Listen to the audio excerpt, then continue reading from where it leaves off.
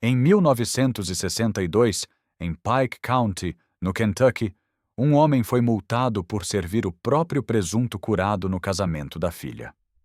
Para a família, aquilo era comida de celebração. O presunto ficou 18 meses pendurado no defumador atrás da casa, o mesmo que o avô havia construído em 1893. Mas, para o fiscal de saúde, aquela tradição não seguia o código. Essa é a parte estranha desta história. Muitos truques alimentares hillbilly que sustentaram comunidades de montanha por 2 séculos não foram apenas esquecidos. Muitos se tornaram ilegais para vender, servir em feiras, colocar em restaurantes ou compartilhar fora da propriedade. Alguns eram perigosos de verdade. Outros funcionavam havia gerações, mas nunca foram escritos em uma linguagem que a lei pudesse aprovar. Esta lista não romantiza a pobreza. Conserva mal feita mata, água contaminada adoece, planta venenosa preparada errado vira tragédia. Mas também é verdade que, junto com as regras modernas, desapareceu uma forma inteira de cozinhar com sal, fumaça, sol, cinza, água fria, gordura e paciência. Era uma cozinha sem supermercado grande, sem freezer cheio e sem desperdício. E por trás de cada item existe a mesma pergunta incômoda. Quando a proteção vira esquecimento? Número 25. Potes antigos de barro com esmalte de chumbo. Antes de 1970, muitas cabanas da região Blue Ridge tinham potes de pedra marrons e creme, usados para feijão, repolho fermentado e leitélio. O brilho vinha do chumbo no esmalte. Alimentos ácidos podiam puxar esse chumbo para a comida. Hoje, essas peças são apenas decorativas. O que alimentou 4 gerações virou risco de saúde e responsabilidade legal. Número 24. Maçãs secas no telhado de zinco. Todo setembro, famílias espalhavam fatias de maçã em lençóis sobre telhados quentes. O sol e o metal transformavam fruta barata em alimento de inverno para tortas e bolos.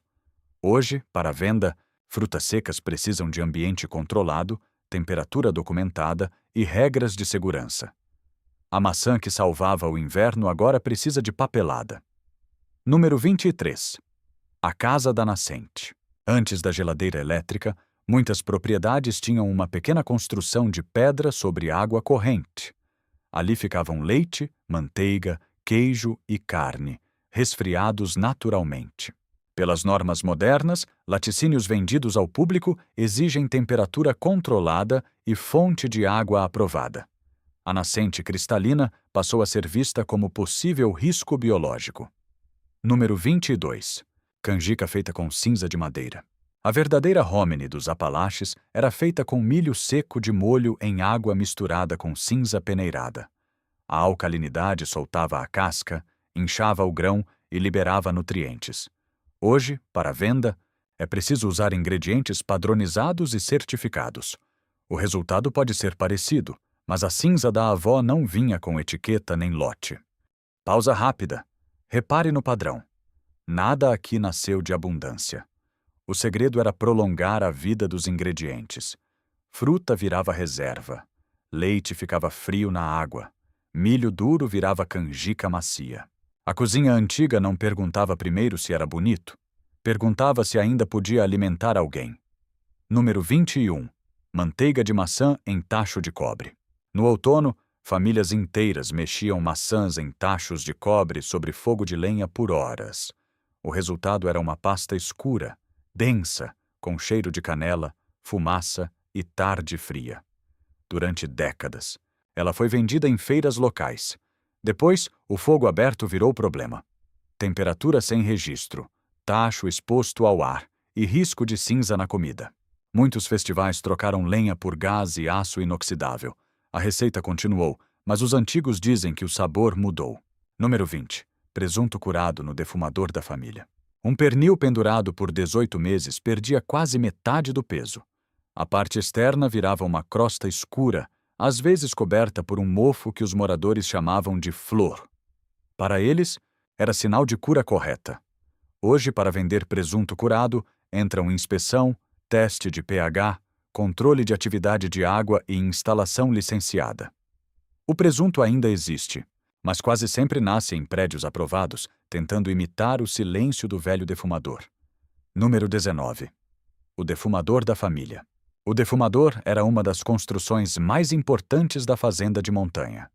Bacon, linguiças, ombros e presuntos ficavam pendurados, enquanto fumaça lenta de nogueira trabalhava dia e noite. O sal puxava a umidade, o frio ajudava, a fumaça protegia. Uma família podia preservar carne para o ano inteiro, sem freezer e sem supermercado.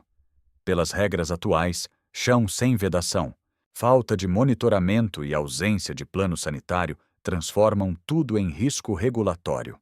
Quando um defumador cai, cai também uma biblioteca de experiência. Número 18. Chá de raiz de sassafrás. Na primeira primavera quente, crianças cavavam raízes de sassafrás, raspavam a casca e levavam para casa. A mãe fervia tudo, adoçava com mel e servia como tônico depois do inverno. O cheiro lembrava floresta molhada e refrigerante antigo. Em 1976, o safrol, composto aromático do sassafrás, foi proibido para uso alimentar nos Estados Unidos após estudos com animais. A venda do chá verdadeiro desapareceu. A antiga root beer mudou de sabor. A raiz continuou na floresta, mas saiu das prateleiras. Antes de continuar, lembre que muitas dessas práticas foram abandonadas não porque as famílias deixaram de gostar delas, mas porque vender ou servir ficou caro demais, arriscado demais ou impossível sem licença. Assim, a comida saiu da feira, depois saiu da mesa e, por fim, saiu da memória. Número 17. Poke salad. A pokeweed cresce em cercas e beiras de estrada, mas é venenosa se preparada errado. Mulheres das montanhas colhiam apenas brotos novos e ferviam as folhas várias vezes, sempre descartando a água. Só depois iam para a frigideira com gordura, ovo ou fatback. Quando bem feita, lembrava espinafre selvagem. Quando mal feita, podia mandar alguém ao hospital. Por isso, restaurantes não podem servir e a venda para consumo humano é proibida. A técnica ainda existe, mas está morrendo com quem aprendeu das avós. Número 16. Molho de cérebro de esquilo. Algumas tradições precisam ficar no passado. Caçadores misturavam cérebro de esquilo ao molho branco de leite, gordura e farinha, servido sobre biscuits. Era iguaria em partes do Kentucky e da West Virginia. Depois surgiram alertas médicos ligando o costume a doenças neurológicas raras e fatais. Hoje, autoridades de saúde desaconselham totalmente o consumo.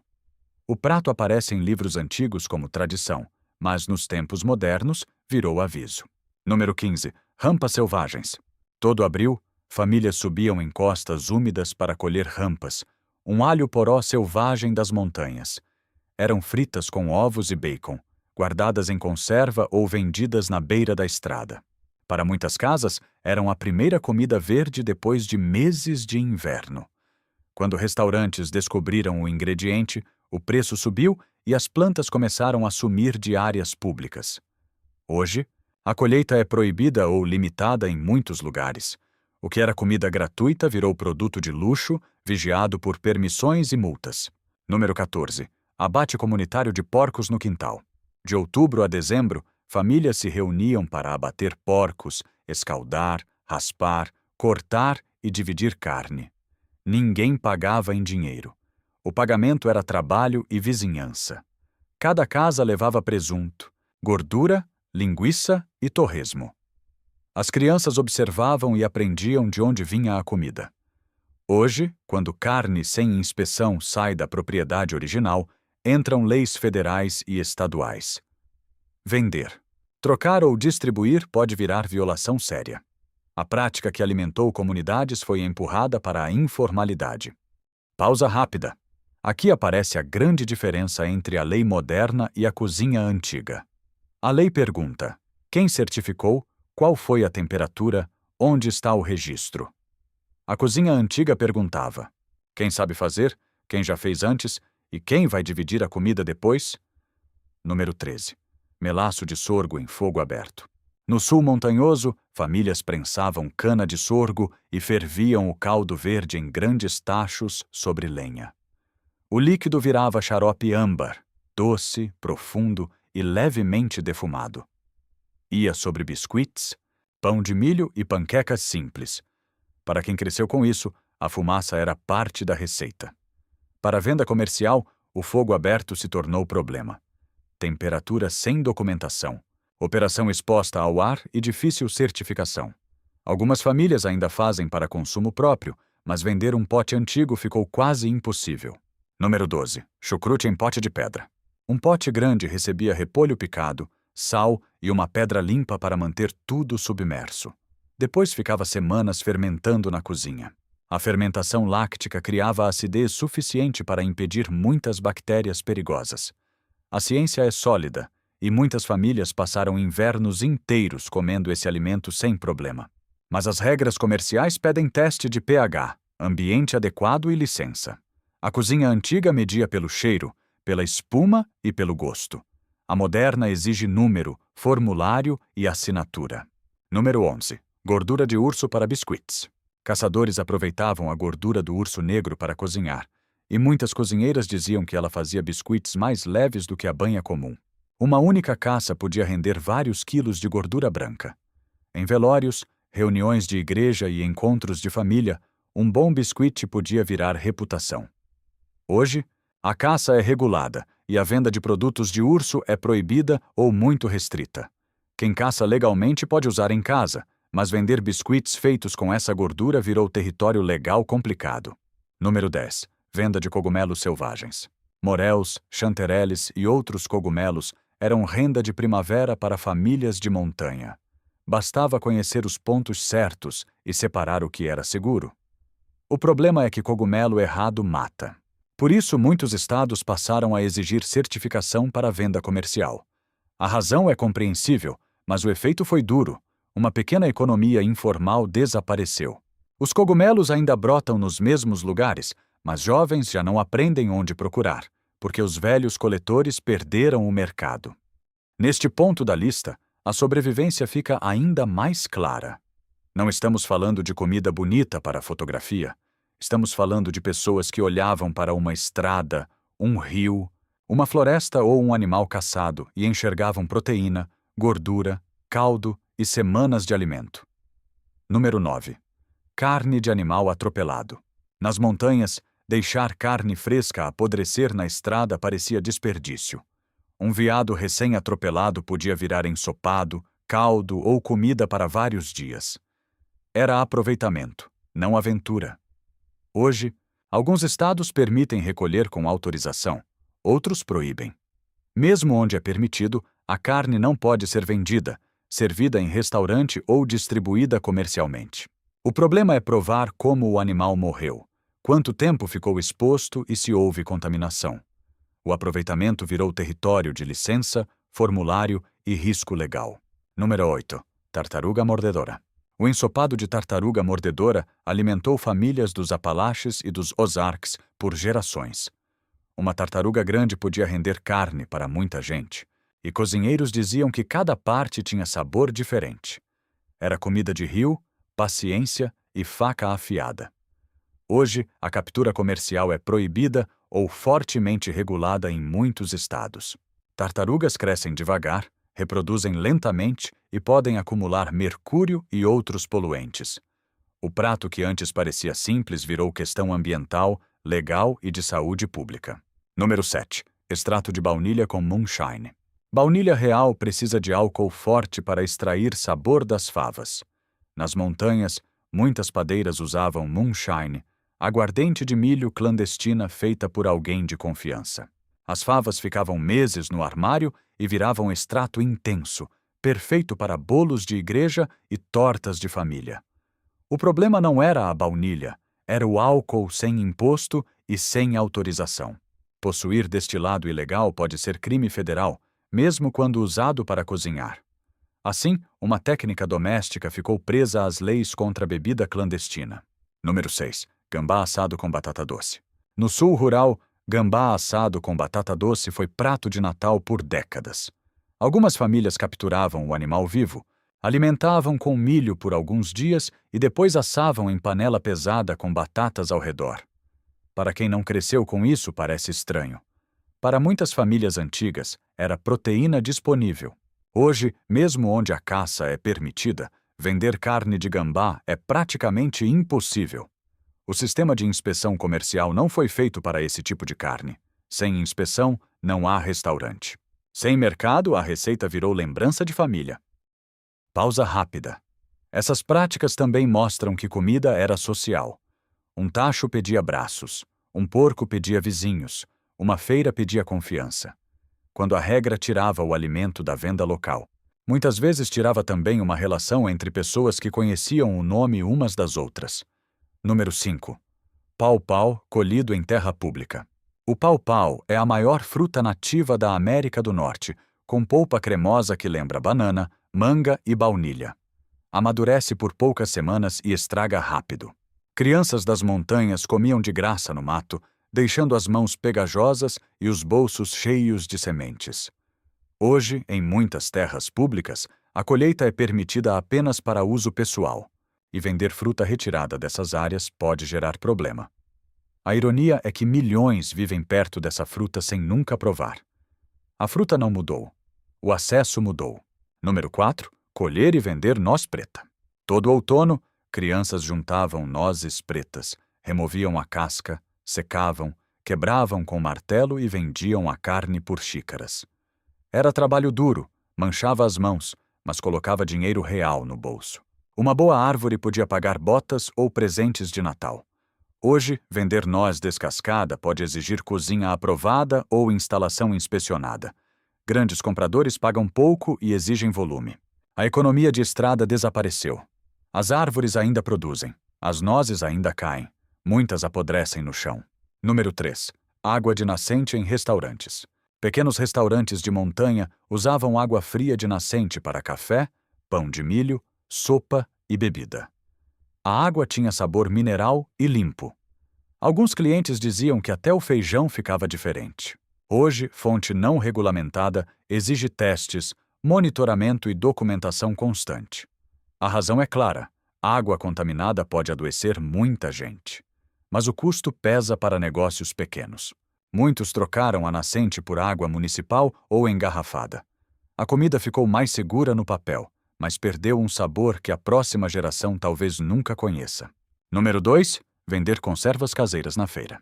Feiras de condado exibiam potes de picles, vagens, tomates, milho, abóbora e tchau-tchau, feitos em casa. Quem ganhava a fita azul vendia os potes para visitantes que confiavam no nome da cozinheira. Mas vegetais de baixa acidez, quando enlatados errado, podem causar botulismo. Por isso, muitas leis limitam ou proíbem a venda sem licença comercial. A segurança aumentou, mas a cultura das conservas perdeu espaço. Muitas feiras passaram a vender quase só geleias e doces permitidos. Número 1. Render banha ao ar livre. Depois do abate de novembro, famílias colocavam gordura de porco em tachos de ferro no quintal e cozinhavam devagar sobre lenha até virar banha branca. Essa gordura fazia biscuits, tortas, batatas, feijão e frituras. Era o coração da cozinha pobre, porque dava energia, sabor e conservação. Hoje, vender banha feita ao ar livre exige instalação licenciada, controle de temperatura, proteção contra contaminação, registros e testes. O que a avó fazia quase de graça virou produto artesanal caro. A técnica comum virou luxo. É por isso que esse assunto provoca tanta reação. Para alguns, essas regras representam progresso. Para outros, representam a perda de autonomia. O ponto mais honesto talvez esteja no meio. Segurança é necessária, mas conhecimento popular também merece ser preservado antes que desapareça sem deixar manual. Para um canal sobre sobrevivência, essa é a parte mais forte. Não basta guardar comida, é preciso guardar método, memória e critério para saber quando uma tradição ajuda e quando ela coloca todos em risco. E talvez seja esse o ponto que mais prende o público. A pergunta não é apenas se a lei está certa ou errada. A pergunta é: o que acontece quando uma sociedade perde a capacidade de fazer coisas básicas por conta própria? Guardar comida, conservar gordura, fermentar vegetais, usar água, colher frutas, Reconhecer plantas e dividir trabalho eram habilidades comuns. Hoje, muitas parecem estranhas, proibidas ou perigosas. Esses truques não eram apenas receitas, eram mapas de sobrevivência. Mostravam quando colher, como guardar, como dividir e como transformar pouco em comida suficiente. Quando eles desaparecem, não perdemos só sabores antigos, perdemos uma maneira de olhar para a terra, para a vizinhança e para a própria mesa. A resposta honesta é: as duas coisas. Algumas leis impediram doenças reais. Água contaminada, conserva mal feita, carne sem inspeção e planta venenosa podem matar. Mas também é verdade que muito conhecimento popular desapareceu junto com os riscos. O passado não era perfeito.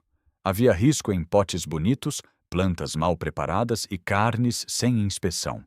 Mas havia inteligência naquela cozinha. Havia respeito pelo sal, pela fumaça, pela fermentação, pela gordura, pela água fria e pela terra ao redor da casa. Agora eu quero saber, se você tivesse que escolher apenas um desses métodos antigos para aprender com segurança, qual seria? Qual deles parece sabedoria perdida e qual deles você deixaria no passado sem dúvida nenhuma? A manteiga de maçã no fogo de lenha?